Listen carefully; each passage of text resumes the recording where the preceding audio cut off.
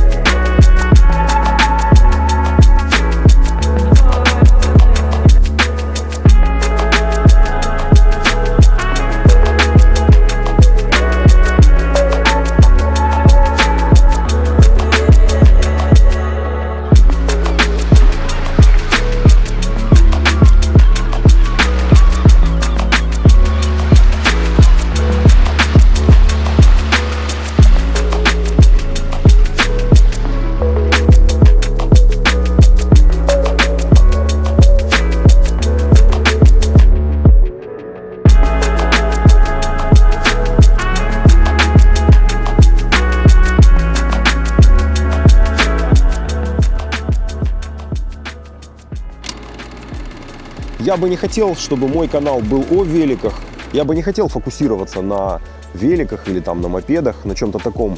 Больше хотелось бы сосредоточиться на жизни вообще и рассказывать о жизни, и снимать больше что-то красивое, и может какие-то небольшие путешествия, и может рассказывать какие-то истории о жизни.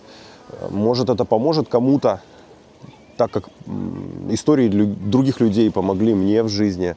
YouTube, он, в общем-то, для этого и существует, наверное, для эволюции человека, чтобы мы могли учиться у других людей и на ошибках других людей, и принимать информацию и советы от других людей. Это наполняет смыслом ведение канала и ведение влога. Но велики, они какой-то такой красной нитью, какой-то особой такой связью, они все же связаны с чем-то важным внутри меня. Наверное, это идет от детства, издалека, из глубин. Это что-то светлое, что приятно вспомнить, чем приятно поделиться. И в эти тяжелые времена, такие как сейчас, это может быть что-то такое, что не угасло, а прошло через эти тяжелые испытания взрослой жизни вместе с нами. И, может быть, поэтому,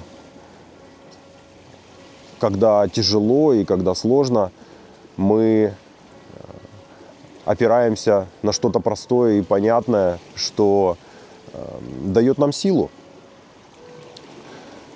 дает нам свет и надежду на то, что все будет хорошо, и надежду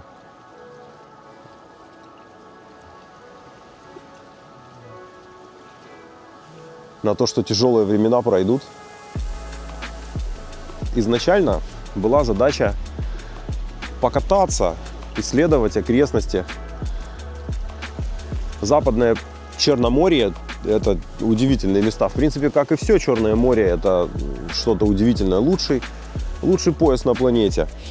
Тут есть такие чудесные места, какие-то развалины старинных маяков, церквей, крепостей, леса, какие-то заброшки. Очень много достопримечательностей, горных мест, морских интересных объектов. И очень хотелось поездить и, в общем-то, исследовать это все в свободное время от работы. Так зародилась идея купить велик, какой-то подходящий для этого. Но с первой же попытки я не угадал. Я купил трек, который, в общем-то, вообще не подходил для этих поездок. Он был очень тяжелый, и посадка на нем была неудачная. Этот велик был не тот. Совсем не подошел. Тогда я решил построить другой велик на базе Канандейла, древнего МТБшника.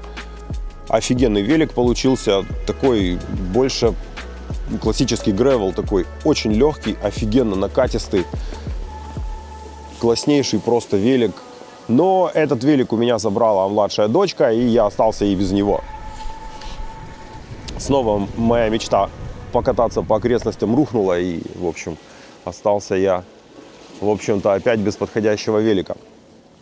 Тут, значит, мне подвернулся шоссер, и я не смог его не купить.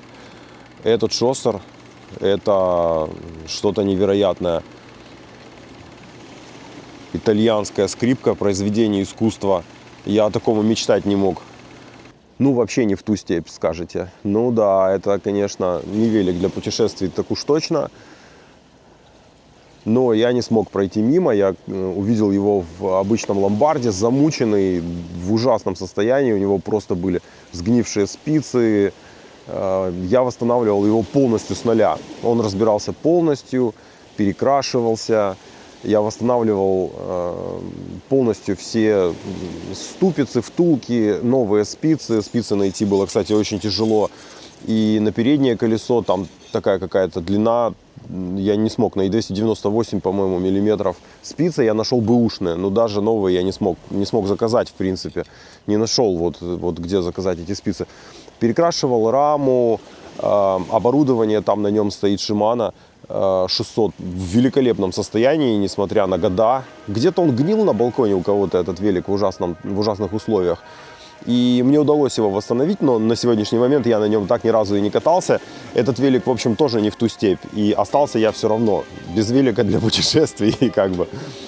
И тут я стал что-то понимать. Я стал понимать, что, ну, наверное, не получится без все-таки вот мотора. И, наверное, нужно купить электровелик. Ну, вернее, даже я не так стал как бы отчетливо понимать, что вот мне нужен мотор, мне нужен электровелик. Нет, я понимал, что, ну, какие путешествия возможны на электровелике. Это же нужно быть привязанным к зарядке, там, в общем-то, дискомфортно, сложно это все организовать. Я просто купил электровелик для езды по делам. И тут началось самое интересное. Этот электровелик у меня крадут. Прямо с балкона второго этажа ночью. Я не представляю, как это в принципе технически возможно. Это же надо какую-то лестницу поставить. Варье, просто высший пилотаж. Ночью эту 30-килограммовую дуру как-то стащить с балкона, чтобы никто и не проснулся еще в доме. Это, конечно, чудо какое-то. Испытываешь знакомую такую смесь чувств с детства, когда крадут велик. У многих, наверное, да, крали велики в детстве. Это что-то страшное, такая вообще ядреная смесь чувств. И злость на тех, кто это сделал, и такая лютая обида на самого себя за то, что не дожал, за то, что не продумал, не проинтуичил это дело и, в принципе, там не занес его так, как надо. А подумал, да, и так сойдет, в общем, ну и вот в итоге поплатился. Такой флешбэк из детства. Ну, в общем, мне не оставалось ничего другого, и я заказал новый, точно такой же. Велик этот Hollow Knight, у меня к нему претензий не было вообще никаких. Невероятно кайфовый вел. У меня осталась еще батарейка. От него она уникальная, она строго для этого велика. Ну и, в принципе, велик офигенный. Я заказал новый. Шел он около недели, и пока он ко мне шел, так как сезон у нас он вообще всю зиму, я сел на обычные свои велики и решил покататься немножко на Канандейле на своем. Ну, поехали, что ли?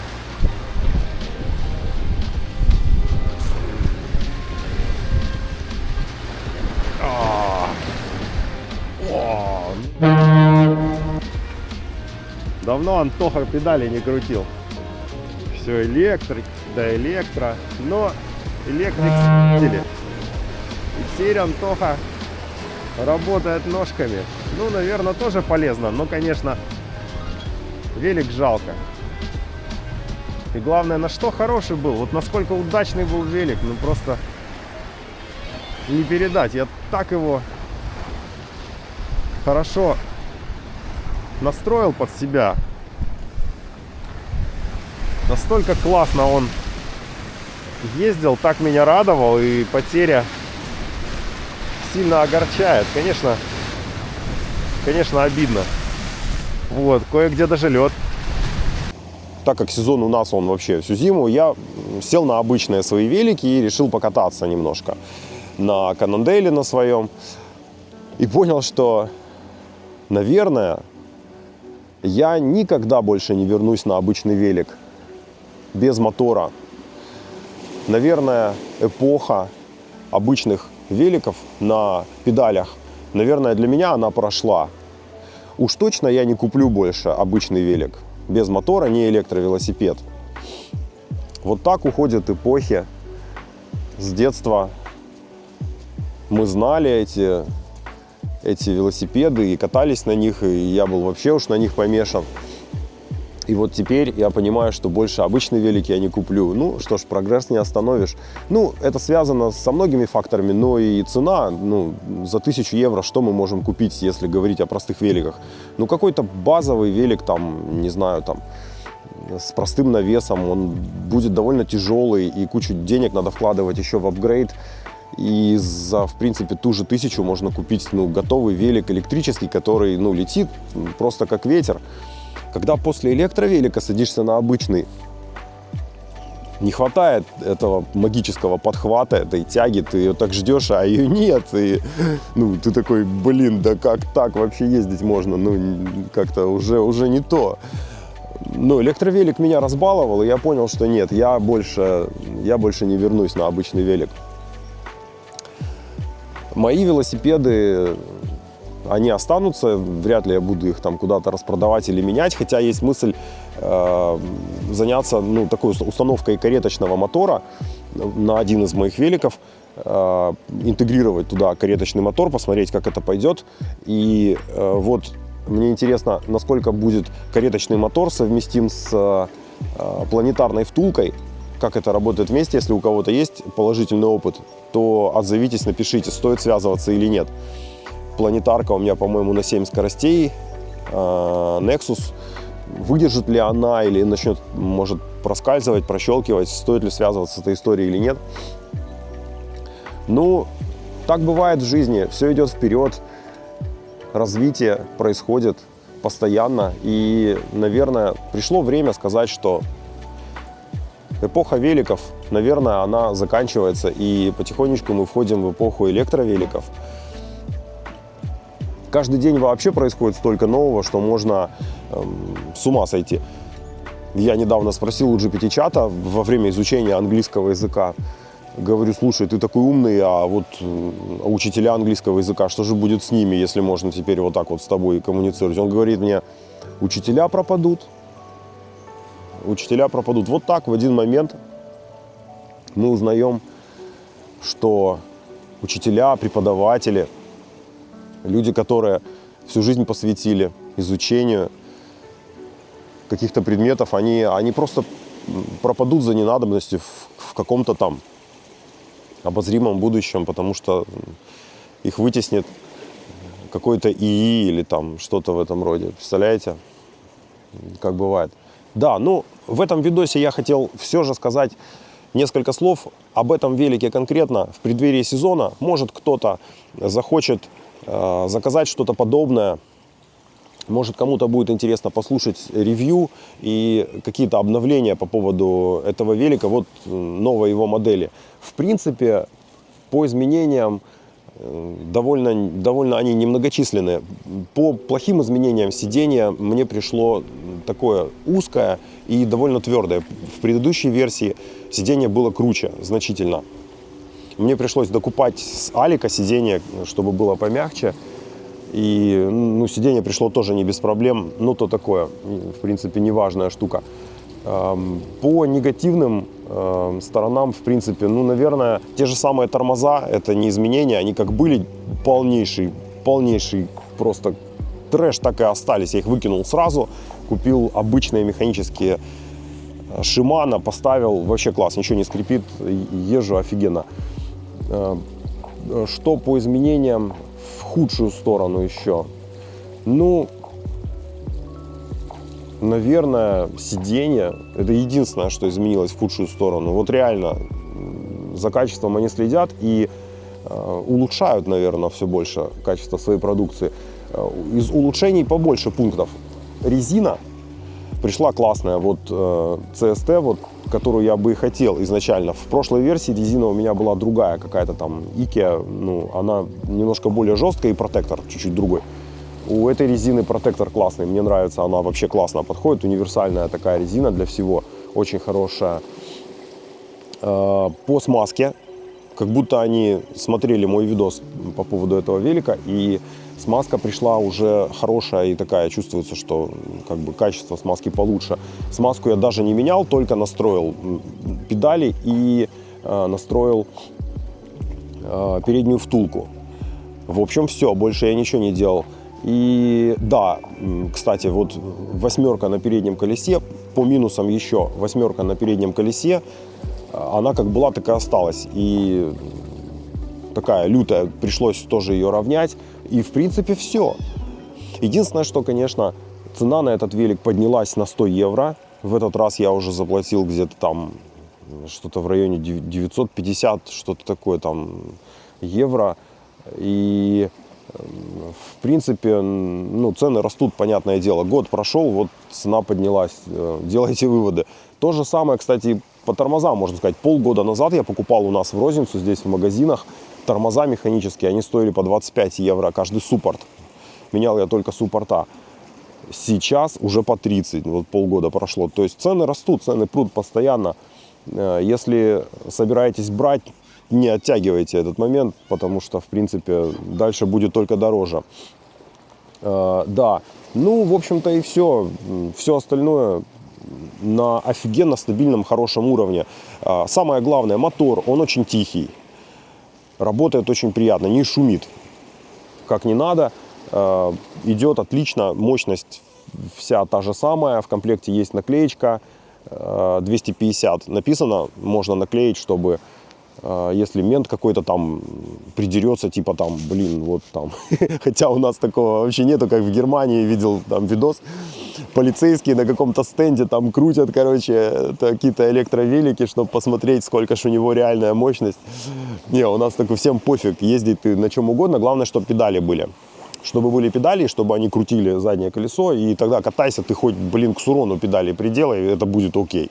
Ну, в общем-то, довольно простой велик, очень недорогой, и когда эксплуатируешь такие, понимаешь, ну уже все, наверное, время обычных простых великов, оно ушло, и они по большей части просто стоят, ты к ним не подходишь, и вряд ли, наверное, я лично буду когда-то больше на них кататься, если с этим будет все окей и все в порядке. Потому что, ну, моторные велики, они расслабляют, и они, конечно, нас балуют в значительной степени. Ну, вот такой апдейт по велику в преддверии сезона. Если кто-то собирается брать, может, для кого-то эта информация будет полезной. Всем здоровья, пока, до новых видосов.